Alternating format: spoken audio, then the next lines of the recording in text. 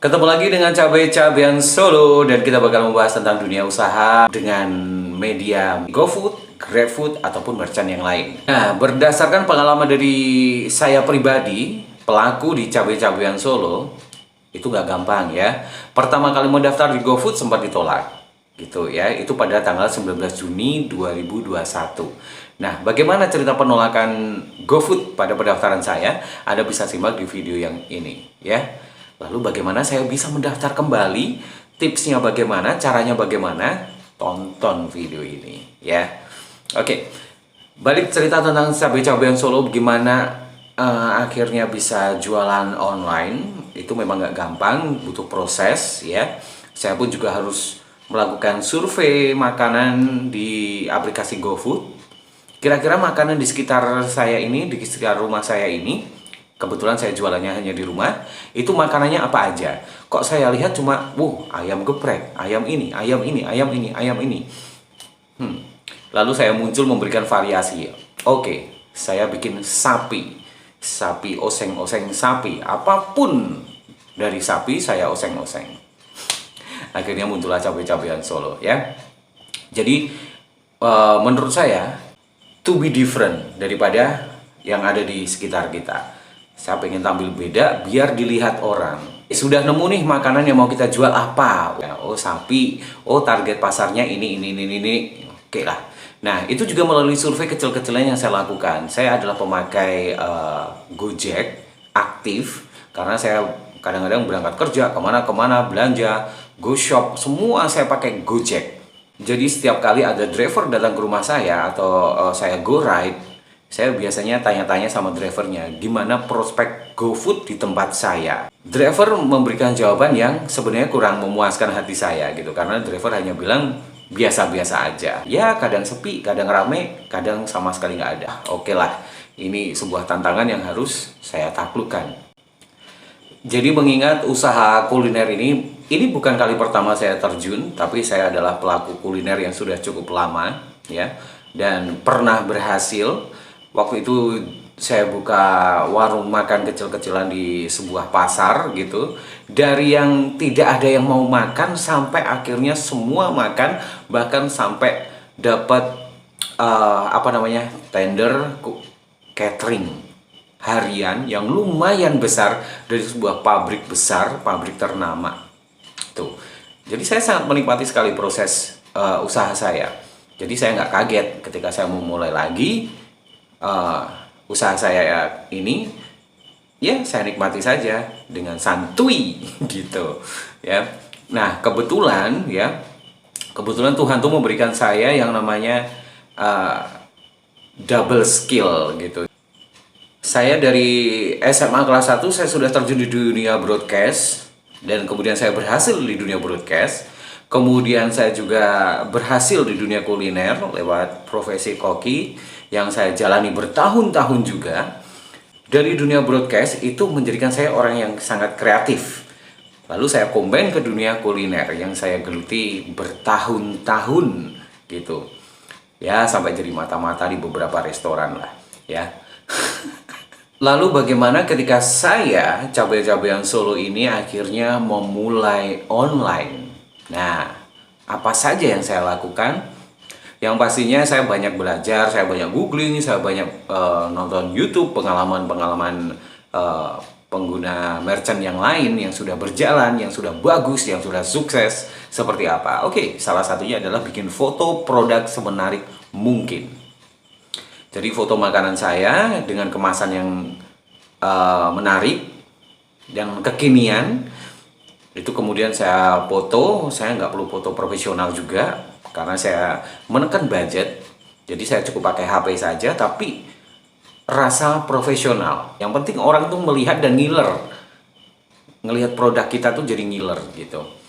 Kemudian setelah fotonya menarik, tentu yang perlu kita lakukan adalah promosi. Saya pergunakan semua aplikasi ya. Aplikasi apa sih yang dipakai anak-anak muda ini? Saya pakai semua. Saya bikin akun di semua aplikasi sosial media.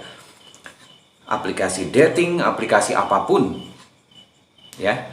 saya pakai itu, dengan mereka melihat profil saya, di situ Cabai-Cabean Solo, otomatis orang akan penasaran, ini apa sih gitu. Nah, dari situ akhirnya cukup berhasil. Terus yang pastinya juga harus ikuti promo di merchant. Promo coret lah ya, kalau di GoFood itu ada promo coret, itu kita ikuti semua. Promo ongkos kirim, promo minimal belanja, dah semua itu saya ikutin. Saya menyeting Cabai-Cabean Solo itu jadi 24 jam buka, non-stop guys. Bayangkan, 24 jam non-stop buka. Jadi ya sewaktu-waktu kalau ada orderan ya, mau nggak mau kita harus melek ya. Lagi tidur sebentar, pesanan baru diterima, oke bangun, bikin orderan, seperti itu. Ya namanya juga baru usaha, baru memulai. Jadi memang harus kerja keras lah ya. Oke. Terus bagaimana biar ada orderan pertama masuk tuh? Wah ternyata ini pengalaman Cabai-Cabean Solo ya. Jadi ketika online itu butuh waktu 2 hari lah, saya belum tahu waktu itu. Wah kok belum ada orderan yang masuk ya. Oke, saya timbul ide lagi. Saya sebar GoPay. Saya isi GoPay ke saudara-saudara, ponakan-ponakan. Saya suruh order tuh setiap hari. Oke, ini, si ini digilir gitu ya. Yang penting setiap hari itu ada. Saya cuma butuh waktu 2 hari melakukan sebar GoPay ke sanak family itu, dan akhirnya bolehlah datang orderan-orderan dari orang lain dari hasil promosi saya di sosial media. Yang pastinya saya ingetin lagi, pendaftaran merchant di GoFood ataupun juga di GrabFood itu gratis. Gak ada yang bayar, ShopeeFood juga gak ada yang bayar. Jadi hati-hati ya, karena banyak juga, seperti pengalaman teman saya itu sempat ketipu juga gitu. Dengan membayar orang untuk bikin akun merchant, akhirnya ketipu. Nah, itu ada juga videonya sudah saya bikin, nanti Anda bisa tonton di sini ya. Jadi awas, jangan sampai ketipu ya. Karena apa? Pendaftaran GoFood, GrabFood, ShopeeFood semua gratis. Jangan tanya katanya si Kae, katanya si itu, katanya si ini bayar, katanya siapa gitu loh. Dan lalu bagaimana dengan Cabai-Cabean Solo hasilnya sekarang setelah berjalan berapa hari ya? Tanggal 24 itu saya udah mulai terima orderan, 24 ini tanggal berapa saya lupa. Lumayan. Sebagai anak baru ya, yang baru nongol, dapat orderan 5, 6, itu bagi saya sudah bersyukur banget. Satu aja saya sudah bersyukur gitu, apalagi 5, 6, bahkan pernah satu transaksi itu 15 pieces. Jaraknya jauh pula nganternya. Ya, makanya saya pun juga membuat promo bahwa saya ngajak orang-orang untuk makan di tempat saya itu dengan rombongan biar ongkos kirimnya murah. Itu dia. Promosi itu penting banget ya, makanya saya bikin video-video lah, saya bikin poster-poster lah, saya sebar. Kadang-kadang saya dibantu sama ponakan-ponakan untuk mempromosikan itu. Mereka posting di story WhatsApp mereka atau di sosial media mereka, itu sangat efektif sekali gitu. Makanya kita tuh harus kreatif. Jualan tuh nggak cuma punya modal, punya niat, tapi juga harus kreatif.